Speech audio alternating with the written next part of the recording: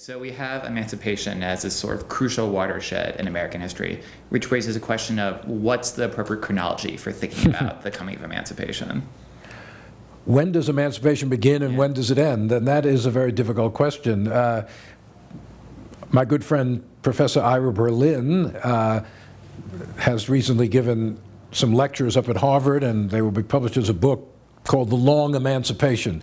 Berlin begins with the American Revolution because, yes, some emancipations followed the American Revolution in the northern states. And the struggle against slavery continued in various forms all the way from the Revolution up through the Civil War. If we want to look at Civil War emancipation, I think you have to begin with the beginning of the Civil War. I think it's not a moment, it's not a single thing, it's not a single document, it's not the Emancipation Proclamation per se, it's not the 13th Amendment per se. It's a complicated historical process which begins right at the beginning of the war when slaves seize the opportunity, when they can find it, to seek freedom behind Union lines. And then it continues down various pathways in various forms all the way through the Civil War. And of course, slavery doesn't end everywhere until the 13th Amendment is ratified, because it existed in Kentucky and Delaware all the way up to that point.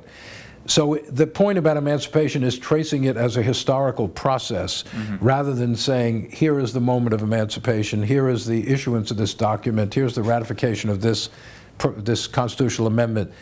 That's not how the historical narrative actually took place, I think. Okay? But even if emancipation can't be reduced to a single moment or a single document, there is one moment and one document that people always talk about, at least in the U.S. context, which is the Emancipation Proclamation, maybe the most misunderstood text in U.S. history. So could you explain that document's role in this process? Well, I do think the proclamation is the turning point in the history of emancipation. It didn't end slavery on January 1st, 1863, but I think it changed the character of the Civil War. It guaranteed that if the Union was victorious in the Civil War, which was a big if at that time, it was by no means, preordained, that slavery would end. I don't think there was any chance, certainly as long as Lincoln was president. We can go into a counterfactual discussion. Let us say Lincoln had not been reelected in 1864 and McClellan had defeated him. What would have happened to emancipation? Rather difficult to say. But as long as Lincoln was going to be president, the end of the war would bring with it the end of slavery. So, and that was not clear at the beginning of the war by any means, or even in 1862. So it is the turning point in that sense. It didn't free all the slaves, as we all know. The notion of Lincoln just with a stroke of his pen freeing all the slaves is not true. It exempted maybe 750,000 slaves in the border states and certain parts of the Confederacy, but it declared 3.2 million immediately free. And that was a fundamental change in American life. An argument that I got from Stephanie McCurry's Confederate Reckoning, which we're reading for class, which I thought was really powerful on this front and which had just never occurred to me before, was, okay, so we know that the debate over the Emancipation Proclamation that it declared these people free even if there was no legal mechanism for enforcing it, so did it really count for anything?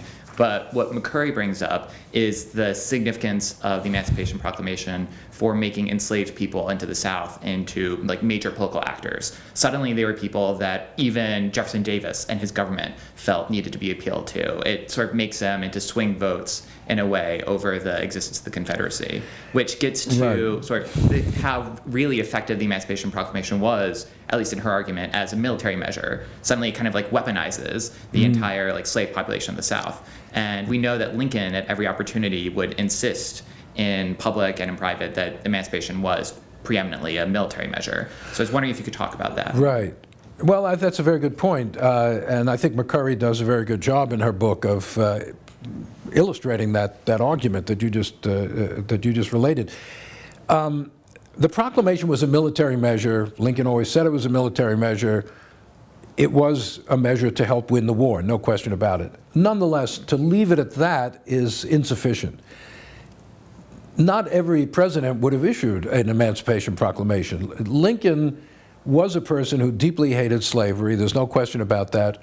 From the very beginning of the war, almost, maybe a few months into the war, he was putting forward plans of emancipation. His early plans didn't get anywhere. Gradual emancipation, colonization, compensated emancipation. But Lincoln wanted to use the war as an occasion to really, as he said before the war, put slavery on the road to ultimate extinction, but now rather quick extinction. Maybe not immediate, but certainly rather close in the future. But I think, so saying it's a military measure, sometimes people say that in order to denigrate it, or in order to say, well, Lincoln didn't really care about slavery. That is not true at all. If Lincoln didn't care about slavery, he could have avoided the whole Civil War in the first place by just giving in to Southern demands. What was the problem? They want to expand slavery? Why not? Let them do it. If you don't care about slavery, then you don't have a war or anything. But he was not willing to do that. He was opposed to compromise. So there must be more to it than just the military side. But I think the other point is very important, and about making or recognizing African Americans as historical actors at the moment. Now, they were actors. By running away long before the proclamation, they forced this issue onto the agenda of the nation. When slaves turned up at Fortress Monroe, this is like May 1861, they forced the government to make policy about what to do with them. Are we going to recognize them as free, as slave, return them? So they were actors early on. But one of the things that I find very interesting in the proclamation is that Lincoln addresses himself directly to black people in the proclamation. He tells them to go to work for reasonable wages. He tells them not to use violence except in necessary self-defense. In other words, he recognizes them as people whose actions are going to help determine the end of the war. And of course, he offers to enlist in the Union Army. So I think McCurry's point is right, that with, at least from that moment, the Confederacy is forced to, in a sense, bid for the loyalty of the slaves. The Union is offering them something. What is the Confederacy going to offer them for their loyalty? And of course, in the end, they can't really offer them anything.